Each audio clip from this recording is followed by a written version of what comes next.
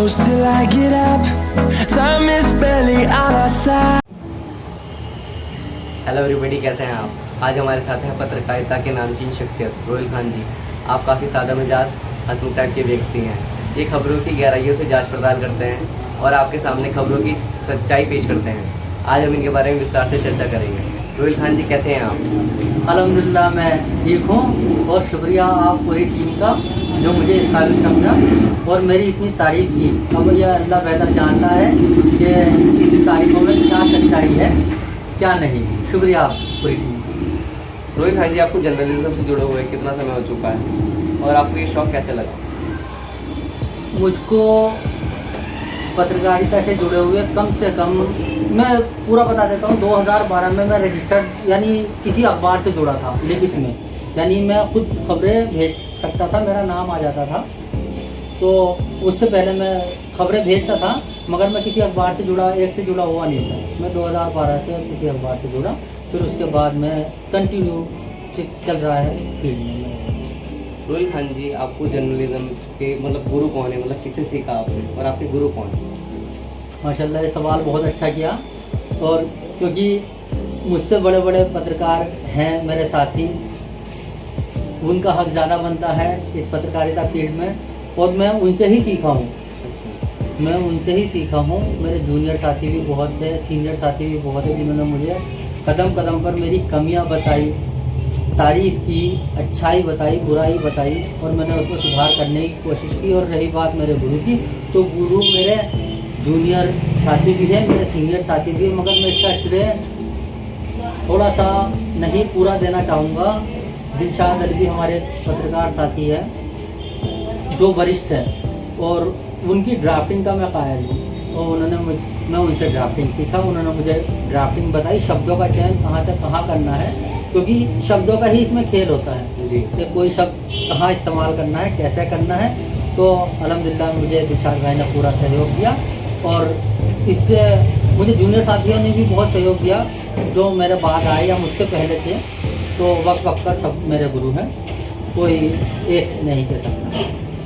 रोहिल खान जी, आप जानते हैं जर्नलिज्म आज के टाइम में कॉपी या पेन वाली तो नहीं रह गई है। सोशल मीडिया का दौर है, तो आप इंस्टाग्राम हुआ, ट्विटर हुआ, फेसबुक हुआ, तो इनमें से किसी प्लेटफॉर्म पे मतलब एक्टिव रहते हैं आप। हाँ, ये भी अच्छा सवाल है और मैं बता देता हूँ। मेरी पहचान जो बनी है मुझसे, मैं फिर दोबारा दोहराना चाहता हूँ कि मुझसे बड़े बड़े पत्रकार साथी मौजूद हैं माशाल्लाह, जो मुझसे अच्छा वर्क करते हैं, लिखने में वह मजबूत है और जन समस्याएँ उठाने में मजबूत है। मगर मेरी जो एक पहचान बनी है, मेरी पहचान बनी है सोशल मीडिया से।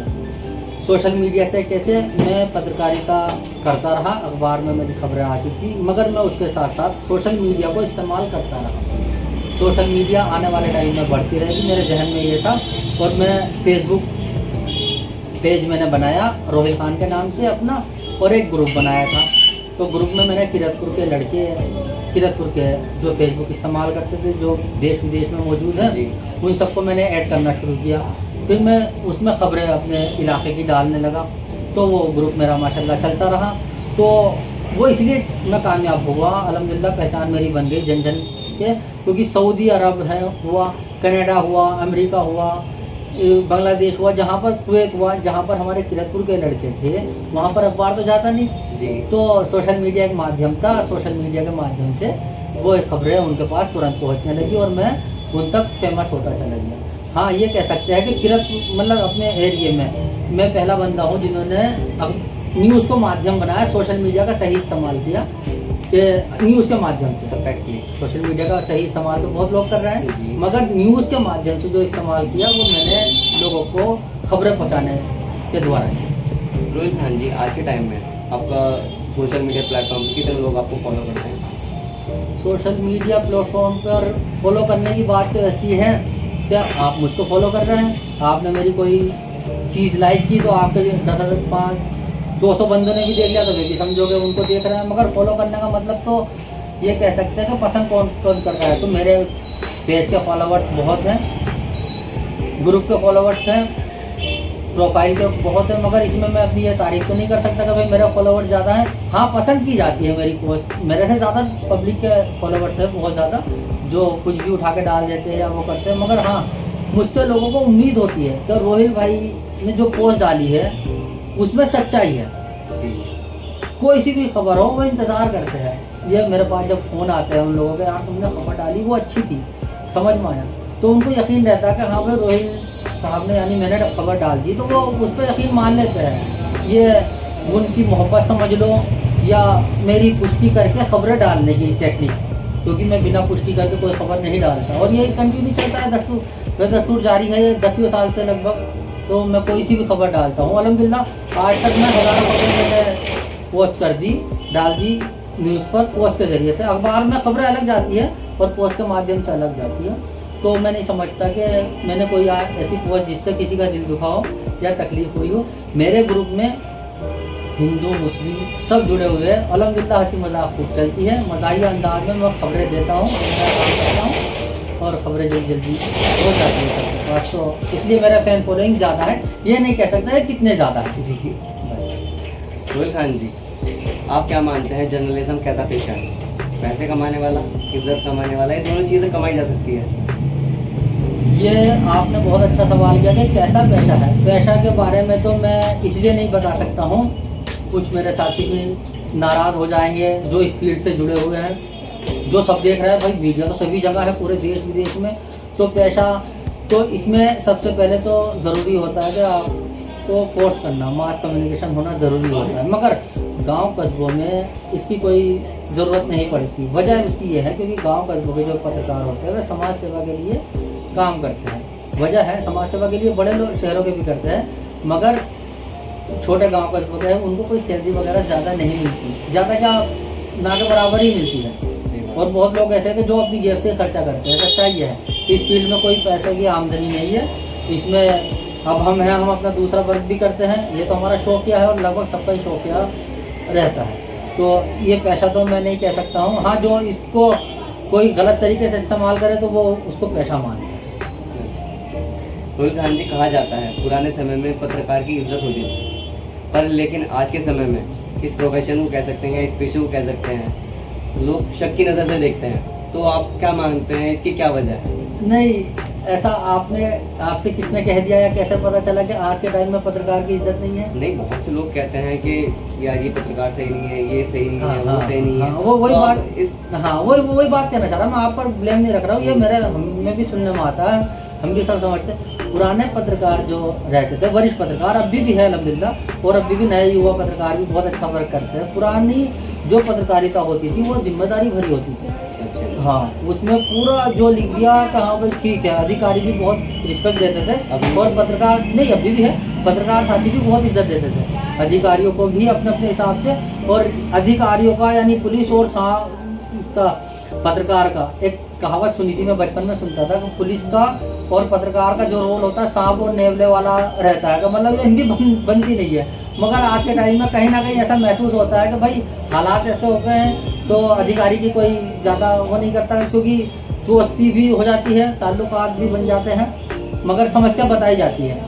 तो मैं नहीं समझता कि इसमें पुराने पत्रकार अच्छे थे या आपके अच्छे हैं। हाँ, अब कभी पुराने पत्रकारों में भी कुछ ना पहले रहती होगी, बिकाऊ तो वे भी रहते होंगे, गलत काम वे भी करते होंगे, मगर पहले अच्छा था मामला आज की बनी पर, ये सच्चाई है। उसकी वजह है अब की पत्रकारिता में नए नए लोग इसमें जुड़ते चले गए। यूट्यूब हुआ या फेसबुक हुआ, उस पर कोई भी मिसाल के तौर पर मैं पत्रकार हूँ, मैंने पुष्टि करके खबर डाली, अब मैंने तो पुष्टि कर ली, मगर अभी हमारे मोहल्ले में कोई मामला हुआ या कहीं हुआ तो मोहल्ले के लड़के ने डाल दी कि भाई फला झगड़ा हो गया, उसको मार दिया जी। अब वो मुझे पता नहीं है, तो मैंने वो खामखा उसकी कॉपी की और मैंने डाल दी। कॉपी पेस्ट से नुकसान हो गया। और वही आज के जितने पत्रकार हैं जो चाहे खबरें भेज रहे हैं अखबार के माध्यम से या कैसे भेज रहे हैं, सोशल मीडिया उनको आसान तरीका मिल गया है, उनको ग्रुप में सभी में जुड़े हुए हैं, व्हाट्सएप द्वारा उनको खबरें आती है तो वे भेज देते हैं। कुछ लोग पुष्टि करते हैं, कुछ लोग नहीं करते हैं। जो पुष्टि करते हैं उनकी इज्जत बरकरार है, और जो पुष्टि नहीं करते तो वो कहीं ना कहीं उन्हें थोड़ा सा नज़रों से देखा जाता है कि भाई ये पत्रकार की फील्ड में सही नहीं है। रोहिल खान जी, कहा जाता है मीडिया बिकाऊ है, जो न्यूज़ उन्हें दिखानी चाहिए वो न्यूज़ नहीं दिखाती, बल्कि वो न्यूज़ दिखाई जाती है जिनको ऊपर से इंस्ट्रक्शन आते हैं। तो उस बारे में आप क्या कहेंगे? कहा जाता है कि मीडिया बिकाऊ है, कहा तो ये भी जाता है कि मीडिया आम आदमी का काम बहुत अच्छे तरीके से करती है, सही बात। क्या आम आदमी की आवाज़ ऊपर तक पहुंचाती है। पर आज के टाइम में नहीं हो रहा है ना ये काम। नहीं नहीं, ऐसा नहीं है, आज के टाइम में भी भरपूर होता है। हाँ, कुछ पत्रकारिता की फील्ड में इसमें ऐसे ऐसे लोग जुड़ गए हैं जिनसे पढ़ना लिखना नहीं आता। बहुत ऐसे आए हैं, मैं बता देता हूँ, उन्होंने यूट्यूब को भी साधन बना लिया। सबसे आसान तो यूट्यूब हो गया, और सबसे आसान जैसे मोबाइल का नेटवर्क है, इंटरनेट चल रहा है, तो इससे बहुत आसान हुआ। यूट्यूब पर किसी ने भी अपना नाम लिखा, चैनल बनाया कि ठीक है भाई ये पत्रकार बन गया, भाई अपना पहचान बनो, लिखा, जिससे शब्दों का चयन करना आ गया वो पत्रकार है। जो ड्राफ्टिंग होती है मेन, शब्दों का चयन ही पत्रकारिता कहलाता है सही मायने में। पर यूट्यूब पे बोलना भी तो एक वो है ना आर्ट। आज के टाइम में कोई नहीं बोल सकता कैमरे के सामने, कोई भी उल्टी सीधी बात बिल्कुल नहीं। बिल्कुल, मैं मानता हूँ, मैं हिचकिचाता हूँ, मैं भी आपसे बात कर रहा हूँ, मैं बहुत शब्दों का नहीं बोल सकता। क्यों? क्योंकि मैं मजबूत हूँ लिखने में। हाँ, मगर मैं यूट्यूबर को ऐसा नहीं कह रहा कि वो पत्रकार नहीं है, अल्हम्दुलिल्लाह वो पत्रकार है, बढ़िया, उनकी लैंग्वेज बहुत अच्छी रहती है, बोलने वाले रहते हैं। मैं उनको कह रहा हूँ जो अखबार में खबरें देते हैं, अच्छा। गूगल से लिख कर, बोल कर, क्या हाँ अरे उधर ये हुआ, तो वो गूगल भाई जो है, गूगल भाई, वे शब्दों का ट्रांसलेट गलत कर देते हैं। जैसे क्षमा लिखना है तो कर दिया क्षमा, लाश लिखनी तो लाश कर दी, तो वो कहीं ना कहीं पत्रकारिता पे ठप्पा लगता है उस चीज़ का, क्योंकि एक भी शब्द अगर गलत हो जाता है तो मैं नहीं समझता कि वो अच्छा रहता है। रोहिल खान जी, कहा जाता है कि मीडिया लोकतंत्र का चौथा स्तंभ है, पर ये स्तंभ दिखाई नहीं देता। इसको फिर से वजूद में लाने के लिए क्या करना चाहिए? हाँ, पहला दौर था कि इसमें बहुत अच्छा काम होता था। अब थोड़ा सा मैं भी एक्सेप्ट कर रहा हूँ कि हाँ इस फील्ड में ऐसा हो गया है, क्योंकि हम देखते हैं यार कि बहुत सारी वीडियो भी आती है नेशनल चैनल की, मैं छोटों की तो बात कर ही नहीं रहा हूँ, नेशनल चैनल की आ रही है। पता चला कोई है मीडिया दिखा रहा है हमको कैमरे के सामने, हम न्यूज़ देख रहे हैं कि यार पानी में घुसा हुआ है, यार पत्रकार बहुत अच्छा है, छतरी लेके बाढ़ का जायजा ले रहा है, मगर वो वीडियो उसकी आधी वाली दूसरी तरफ से वायरल कोई ट्विटर पर कर देता है, अरे नहीं यार ये तो इसने 100 रुपये 200 रुपये में लिया है इस मजदूर को, और इसे बीच में खड़ा कर रखा है, और अलग एंगल दिखाया जा रहा है। इसमें कैमरे मैन को शाबाशी दी जाती है, जैसे मैं इनको दे रहा हूँ माशाल्लाह, मगर यहाँ पर तो सारा मामला है कैमरे वाले का रोल रहता है, पत्रकार का रोल रहता है, तो उसको 200 रुपये में किराया पे लिया और उसको खड़ा कर दिया बेचारों को पानी में, मगर वो जगह तो खाली है। तो ऐसा था कहीं ना कहीं तकलीफ सी होती है कि यार गलत मैसेज जा रहा है, क्योंकि उसका पर्दाफाश हो जाता है तो वो गलत रहता है। रोहिल खान जी, हम जानना चाहेंगे, कुछ पत्रकारों ने इस पेशे की या इस प्रोफेशन की इज्जत बचाई हुई है, हम आपसे जानना चाहेंगे वो कौन लोग? नहीं, मैं एक का तो नाम नहीं ले सकता, मैं अपना भी नहीं ले सकता हूँ। उसका नाम बता दीजिए। नहीं, नाम लेके तो भाई मेरे तो पूरा देश दुश्मन पड़ जाएगा तो उसके लिए माफ़ी, मेरे लिए तो सब बराबर है, क्योंकि एक तो मैं टीम में हूँ, बुराई तो मैं किसी की कर नहीं सकता। हाँ, ये कह सकता हूँ कुछ लोगों ने इसको व्यापार बना लिया, कुछ लोग घर का खर्च जो चला रहा है ना इसी फील्ड से चला रहा है, किसी को नाजायज़ सताकर। तो उनसे मेरी एक निवेदन है कि ये काम करो, ऊपर भी मुँह दिखाना है और किसी को नाजायज़ मत सताओ, नाजायज़ सताकर, अगर जो इस फील्ड में गलत काम कर रहा है, ये मैसेज उनके लिए है कि किसी को नाजायज़ सता के अपना घर का इस्तेमाल मत करो पैसों का। हाँ, वो खुश हो जाए, आप उसकी, वो पीड़ित है, वो आपके पास उम्मीद लेकर आया है, तो उसकी आवाज़ ऊपर तक पहुंचाओ। अधिकारी आपसे खुश हो जाएगा, अधिकारी आपकी बात मानेगा, उसको संज्ञान लेगा, अगर वो आदमी सही है, पीड़ित सही है। तो कहीं ना कहीं ऐसा मुझे महसूस होता है, बहुत मामले आ जाता है, पीड़ित हमसे भी कह देता है कि हमारा ये काम करा दो, मुझे उसने परेशान किया, हम उसका ऊपर तक बात पहुंचा देते हैं, बाकी का काम उनका रहता है। भाई हमारी आवाज़, बात तो लिखने की रहती है, हमने ऊपर तक बात पहुंचाई, बाकी काम तो उनका रहता है करने का, मगर हम खबरें लगाने का कोई, मैं नहीं समझता कोई भी पैसा लेता है। रोहिल खान जी, आपने अपना कीमती वक्त हमें दिया और अपना एक्सपीरियंस हमारे साथ शेयर किया, उसके लिए बहुत बहुत शुक्रिया।